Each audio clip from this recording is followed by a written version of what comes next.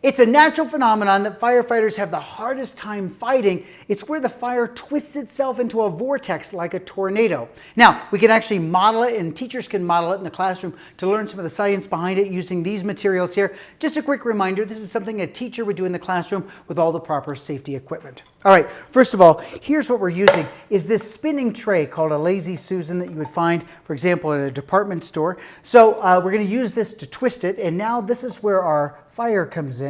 So we've got a bowl there with some lighter fluid in it and those little sponges that are there. So now watch what happens when we light this. If we twist this, notice it does not turn into that vortex. It does not turn into that spinning vortex that we were talking about, or a fire tornado.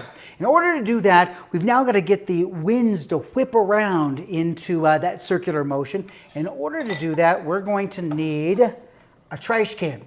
So I've got the metal trash can on top of here like this.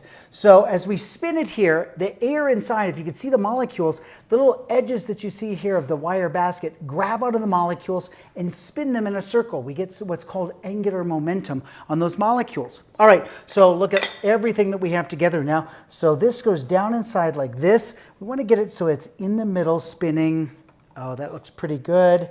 Right in the middle like this. Yeah, I think that'll be perfect. And now the fire starts like this.